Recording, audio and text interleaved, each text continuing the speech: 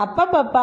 எவ்வளோ சத்துங்க இந்த முருங்கைக்கீரையில. ஒரு வாட்டி இந்த மாரி ரசம் வச்சு பாருங்க, பருப்பு போட்டு சூப்பரா இருக்கும்.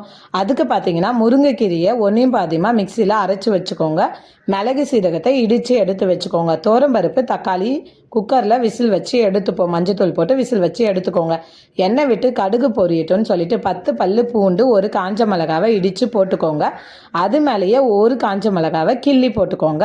இடித்து வச்சுருந்த மிளகு சீரகத்தை ஆட் பண்ணி கொஞ்சம் பெருங்காயத்தூள் ஆட் பண்ணி 2 வாட்டி வதக்கி விடுங்க. அதுக்கப்புறமா கருவேப்பிலையும் முருங்கைக்கீரையும் ஆட் பண்ணிப்போம். வேக வச்சுருந்த தக்காளியை கையாலே மசிச்சு விட்டு அதையும் போட்டுக்கோங்க. அது மேலே புளி தண்ணி ஊற்றிக்கலாம். அதுக்கப்புறம் நல்லா மிக்ஸ் பண்ணிவிட்டு வேக வச்சுருந்த பருப்பையும் ஆட் பண்ணிக்கோங்க இந்த டைமில். இதுக்கப்புறமா உப்பும் கொத்தமல்லியும் இலையும் போட்டு இறக்குனீங்கன்னா சூப்பராக உங்களுக்கு முருங்கைக்கீரையில் ரசம் ரெடி ஆகிடும். இது வெறும் வாயிலே குடிக்கலாங்க. சூப்பு மாதிரி இருக்கும். ட்ரை பண்ணி பாருங்கள். சப்ஸ்கிரைப் பண்ண